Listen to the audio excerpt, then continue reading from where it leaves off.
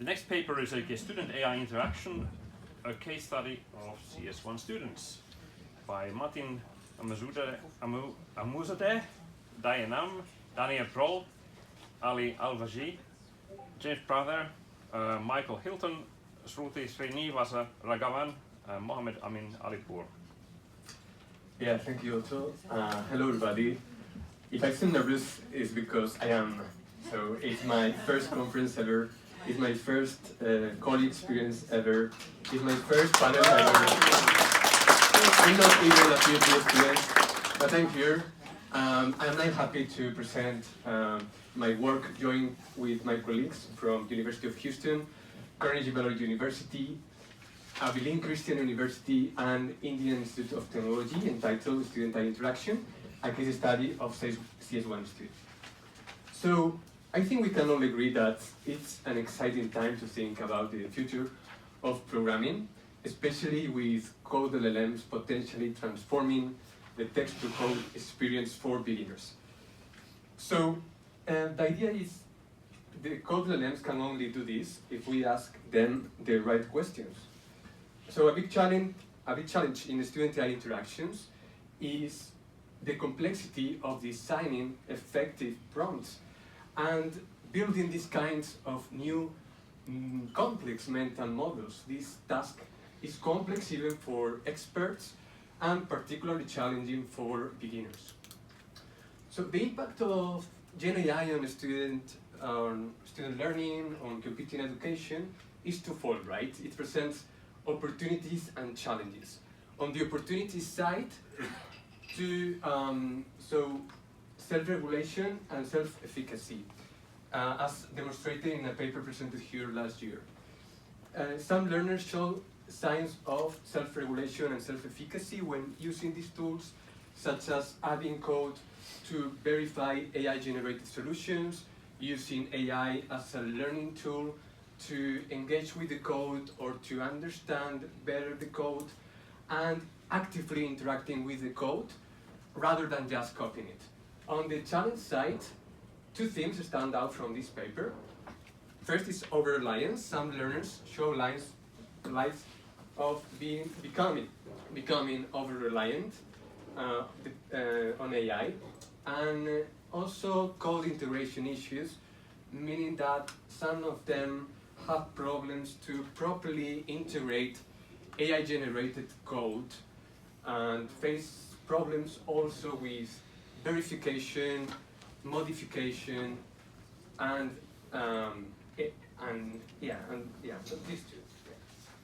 So the goal of this study was to investigate how, when, and why CS1 students interact with Gen AI tools, especially ChatGPT for this study, and how effective these interactions were. In terms of research questions, we investigated how often CS1 students use Gen AI to solve programming tasks, in Python in this case, what interactions, patterns they developed, and how their self-efficacy changed before and after programming with Gen AI. In order to answer these questions, we adopt this methodology based on a pre-study questionnaire with questions about demographics, programming background, and self-efficacy. Participants were then introduced to the study environment. We choose Python as a programming language and VS Code as the IDE because it was already used in the course. Participants were then introduced to the ChatGPT plugin we developed, and after completing these tasks, participants were asked to complete a post-study survey, which included the same self-efficacy questionnaire as was given as part of the pre-study survey. We conducted this experiment with a sample of 15 CS1 students from University of Houston. This study was balanced in terms of gender and background, with participants being primarily freshmen.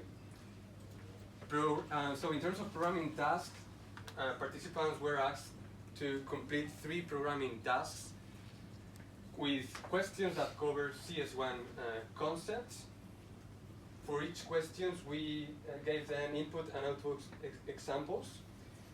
And participants had the option to use Gen AI for solving these questions. However, the use of external resources was not allowed, such as web searches. In terms of data collection, we, as I said, right, we used the custom plugin we developed to log all the text editor actions and also all the AI responses. We also recorded video, audio, and screen sharing to observe the problem behavior and all the AI responses basically. And we also gathered so quantitative data from pre and post study surveys. Here's some interesting findings. I'm going to start with the first research question. So here we have to have a table with the frequency of use of each task by participants. Interestingly, these participants didn't answer well the first question even after 9 Gen AI queries. In addition, these two participants, P3 and P6, answer every question correctly, even without extensively use Gen AI, highlighting that some participants may not need AI to perform well. Participants typically engage at 3 levels with AI. Early in the task, meaning that some participants turn to ChatGPT immediately without attempting the task for themselves. Stage 2, middle of the task, so some participants initially code manually the solution, but they then turn to ChatGPT if they encountered errors or to check the understanding of the problem. And the stage 3 was after contemplating the task. That means, interestingly, 2 participants, in fact, answer correctly the 3 questions, but then they went to ChatGPT to check the understanding of the problem. We also did an activity analysis, and we discovered that some participants used one of these or more of these activities multiple times in each task, and others simply do this once per task. So this is the research question 2. We carry out an analysis of the activity sequences for each task. Of the 40 participant submissions, 29 submissions were generated with AI and 11 without AI. This task completion didn't guarantee task successful. I mean, from the 29 generated AI solutions, only 19 were correct and the rest were incorrect.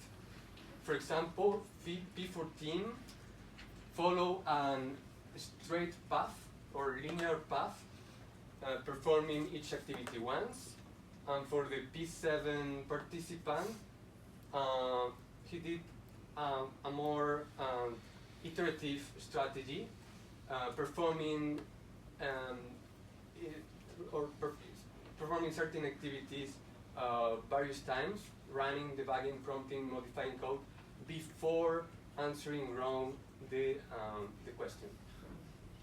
We observed 3 aspects of participants' use of the AI. So these are the 3 main aspects of the user actions, we'll say. So for the first one, we analyzed the prompting strategies.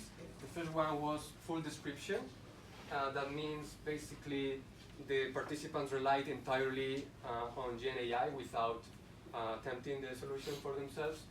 5 students used this strategy exclusively. Interestingly, 2 of them found success in all of 3 tasks, and 1 failed on all of the 3 tasks, meaning that this prompting strategy didn't guarantee success.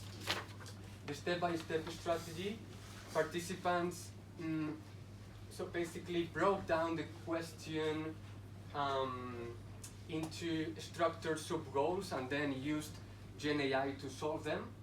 And the partial hybrid approach was more like participants independently work in the solution without AI and then use AI for some parts of the problem.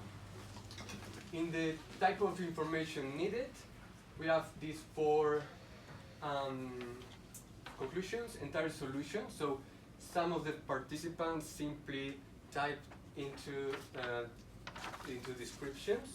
4 of them, so with varying results, as you can see here. Coding concept, basically, we found that some of the participants had trouble to understand the problem. So 7 out of 15 participants did this kind of questions. Program logic, this means that some participants didn't figure out what's going on with the problem, and they use program logic. I mean, they, for example, different types of different paths to get to the solution. So these are some of the questions they encountered problems with. And then debugging strategy, basically, they use GenAI for debugging, and the questions tended to revolve into these ones here. And finally, how participants use GenAI responses. So 18 of 60 out of 60 responses were accepted directly without any changes. Some participants did a selective use of the AI, meaning that they use GenAI to understand the problem and to get the feeling of, okay, I know what we are talking about here, and then use that to solve the questions without AI. And finally, reject and retry. So we recorded that, as I said, we recorded the facial expressions and also eye movements. So we figured out that some participants contemplate the question or the age-generated response, but then they rejected the response and used, their own understanding to answer the question. So, for the research question 3, with such diversity of participants in terms of frequency, interaction patterns, and strategies, we moved beyond task completion to metacognition to assess self-efficacy. So basically, we observed that some participants, like P6, increased the self-efficacy using a hybrid approach.